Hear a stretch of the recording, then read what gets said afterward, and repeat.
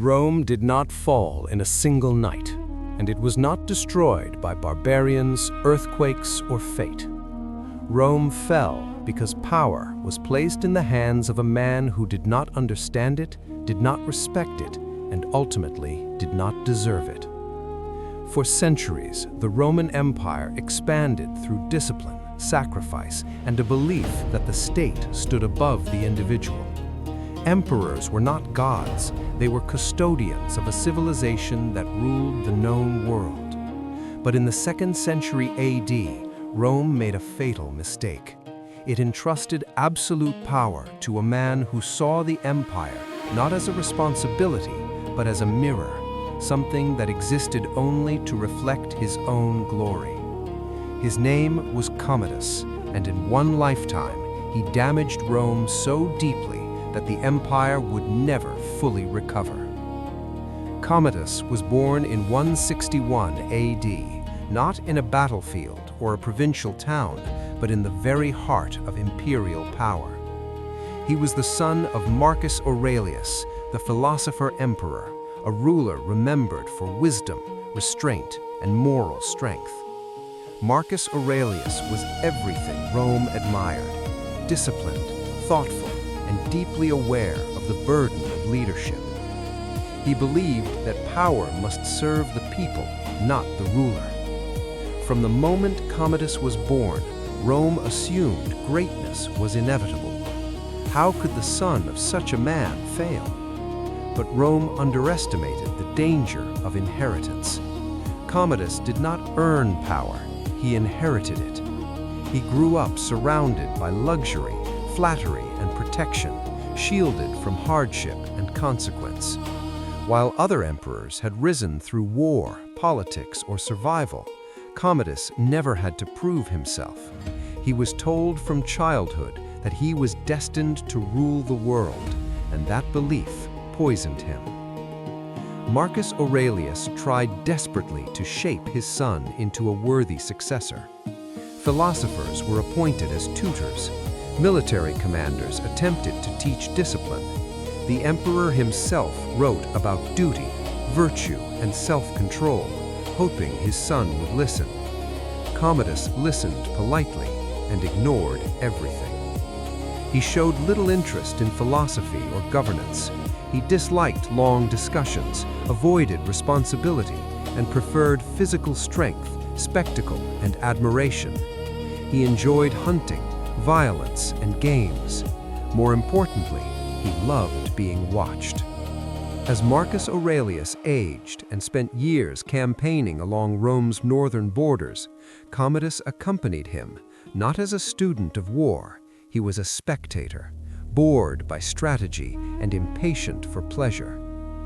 When Marcus Aurelius died in 180 AD, Rome lost not only a great emperor, but its final defense against what was about to come. At just 18 years old, Commodus became emperor.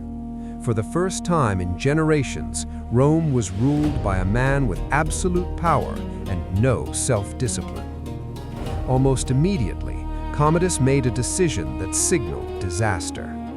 He abandoned his father's military campaigns and made peace with Rome's enemies, not because Rome had achieved victory, but because Commodus wanted to return to Rome and enjoy his position. To the soldiers who had fought for years, this was humiliation. To Rome's rivals, it was a sign of weakness. Commodus entered Rome not as a servant of the empire, but as a celebrity craving applause. He expected worship, admiration, and obedience without effort. He surrounded himself with flatterers and removed experienced advisors who dared to question him. Governance bored him. Responsibility irritated him. Power, to Commodus, existed for pleasure. Early in his reign, assassination plots emerged. Some were real, many were imagined. Commodus responded with paranoia instead of reform. Senators were executed on suspicion alone. Entire families were destroyed to eliminate imagined threats. Wealthy citizens were accused of treason so their fortunes could be seized. The Senate, once Rome's guiding institution, became a room filled with fear. No one spoke freely. No one advised honestly.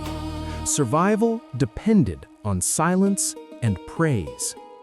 Commodus trusted no one except those who fed his ego. As fear spread, Commodus withdrew further from reality. He became obsessed with gladiators.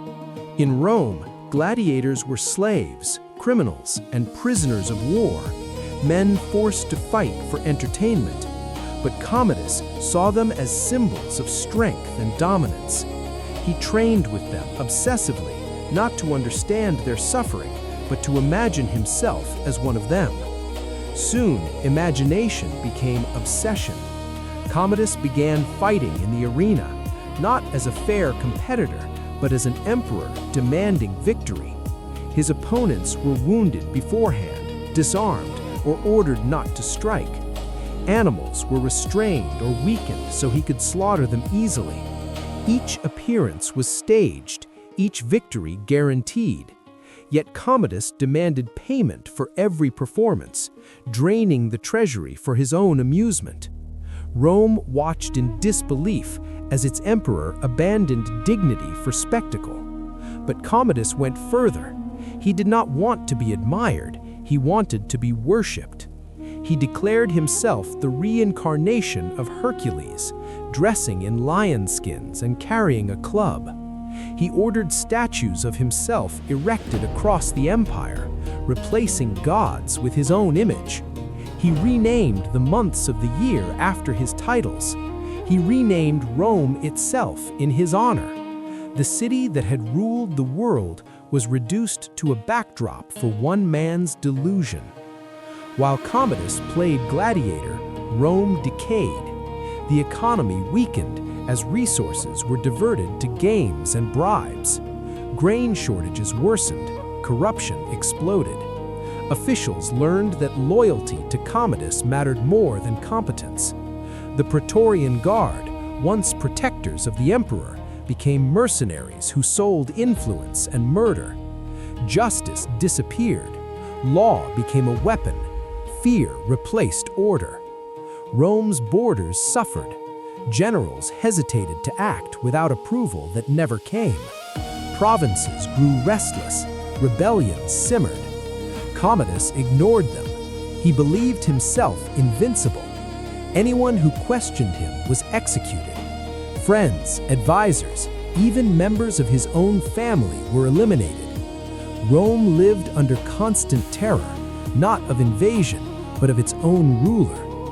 By the late 180s AD, the empire was hollow. Institutions existed in name only. The Senate was powerless. The army was demoralized. The people were exhausted. Commodus ruled for 12 years, but his damage extended far beyond his lifetime. When he was finally assassinated in 192 AD, strangled in his bath by a wrestler hired by his closest companions, Rome did not celebrate, it exhaled. But relief did not mean recovery. Commodus left behind a broken system.